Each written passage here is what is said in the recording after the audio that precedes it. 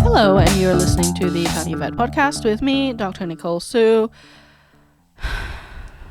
and my fiance. Hello, I'm comedian Jez Watts. I just got back from Queensland where I was touring for gigs, and I want to shout out to Megan, who managed to own a group of fish who drowned, which might be the worst example of pet ownership I've ever heard in my life. To be fair, it happened because a cane toad got in the pond, and its slime, slime got them all like so high they died. But I just want to say rest in peace to the following goldfish: Mohammed, Pierre, Marlon, Bitey, and Kevin, the most multicultural fish memorial of which I've ever heard. Bitey, huh? Hello. Yeah, it's from The Simpsons. That one.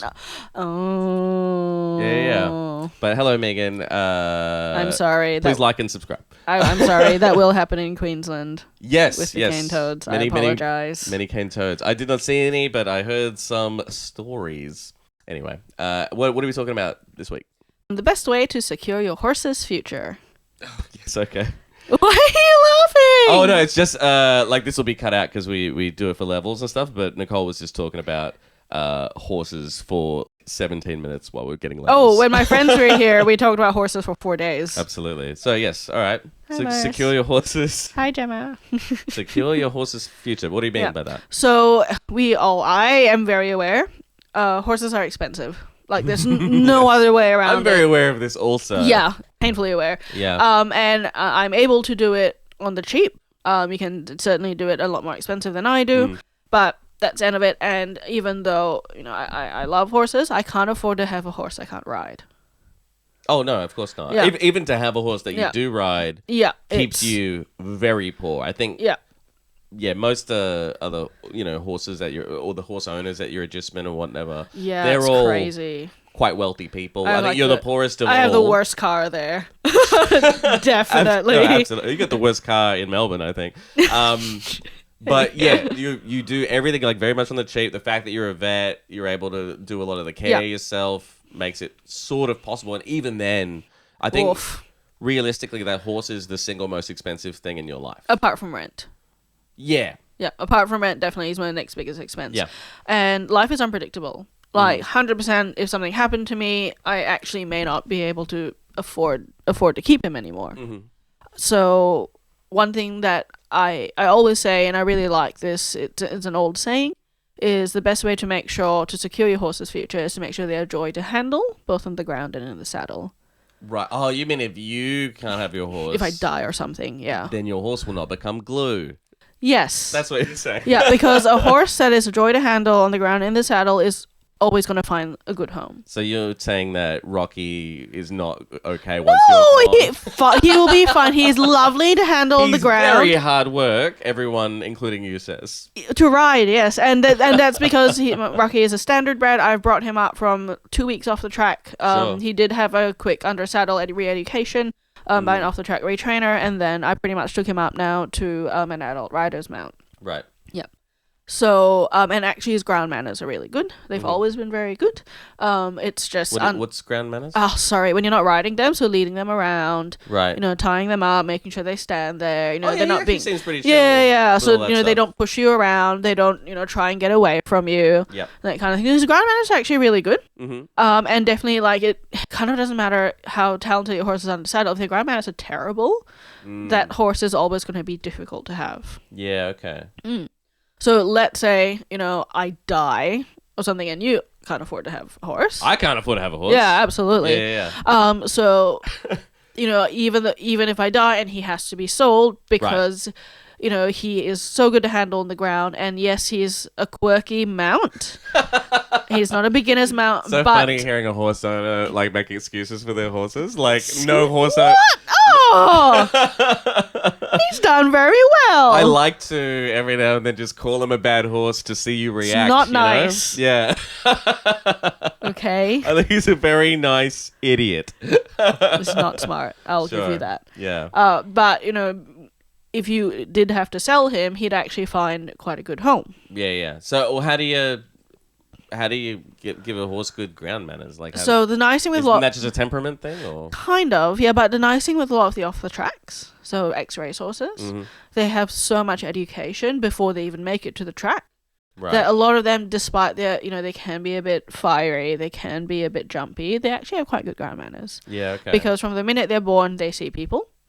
They get halter broken, so that's when they learn how to wear a halter. They learn how to lead, they learn how to tie, they learn how to get their feet picked up. They learn all this from a very early age, and it's continuously being reinforced on them. So actually, a lot of off the tracks have really good ground manners as well. Now, if you don't have an off the track, that's where to start. Okay. They need to be safe to be around. They need to be safe for the farrier. They need to be safe for the vet. They need to be safe to load, to go on trailers, to go on horse floats. Right. They need to be safe to tie, because you don't want to tie a horse and have him pulling Horse float back. is when like the horse is too old and you just put it on an ice floe and then push it out. No. Right? That's the horse float. Or is it where you have like you put like a witch on one thing and a horse on the other, and if the horse floats, then then it's a witch? Do any I'm trying to do riffs. That's what you hired me for, right? good-looking cowboys listen to this podcast? Just quite. Yes, to any of our tens of listeners. Horse float is the Australian and I think UK term for horse trailer. In the yeah, US it's we called saw trailer. those today. Yeah. In the US it's called trailer. Here it's called float. Okay, right. Don't know why it's called float. So yeah. Yeah. So yeah, easy to load, all that kind of Yeah, stuff. that easy kind to of- handle. Yeah. But how do you? I mean, like I don't know how you would create that in a horse. So essentially, starting from the minute you get them, make sure that if you identify any fault, so he won't hard tie, which means that he won't tie and just stand there. Yeah. Then start training him to hard tie straight away. If he's not good at leading, start training him to be good at leading straight away.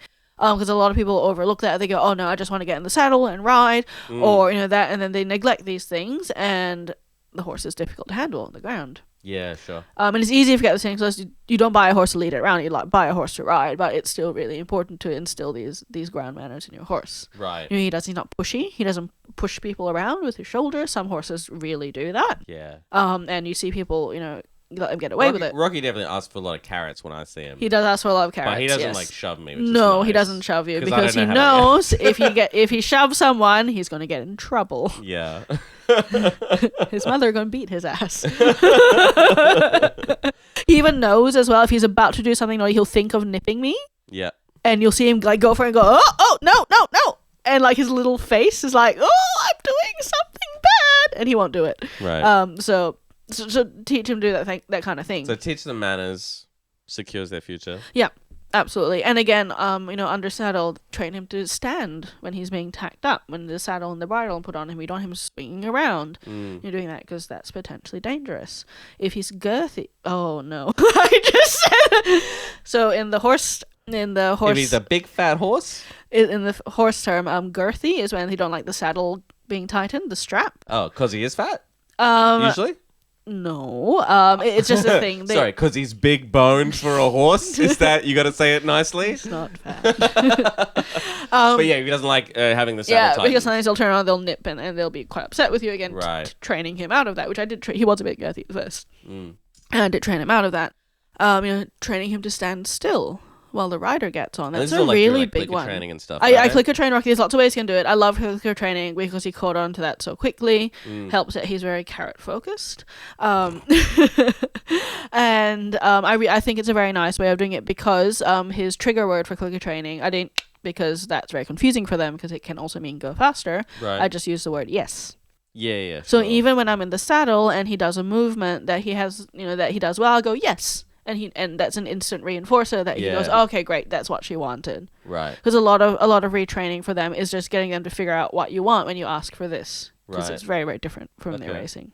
What's I mean, I guess age would be a big difference, but like you mentioned like the difference between like getting like an off track horse, like an X-race horse, versus I guess one you just get from a breeder or something. Well, that's the thing. Like, it's so much more variable if you get one from a breeder, if you get one from someone, because you don't know how they've been handled before that. Of course, if we know them very well and it's a reputable breeder, yes, maybe. But with off the track horses, most race horses, whether they're thoroughbred or standardbred, it's quite across the board. Yep. How they're handled, how they're raised when they're babies. Yeah. So you get very, very it's more like consistent predictable. results. Yeah, absolutely. Whereas with, privately bred horses, it's very dependent on some of the stallions. Because some of them, if the mares just run with the stallion, they might actually get handled by a person until they're 6 months old. Yeah. Okay. Whereas literally one of the first things that a racehorse foal sees when they open their eyes, apart from their mother, is a bunch of people being like, oh. Okay. Yeah, so really, really important to make sure that your horse is a pleasure to be around. Sure. Rocky is. Yes, Rocky's a wonderful horse. You can never say anything bad about him. However, you do get what you pay for, and you got him for free. So, see you next week. He jumps now. The Tiny Vet Podcast is brought to you by Upilio. Sources for our topics can be found at upilio.io. Outro music by Matt Charleston.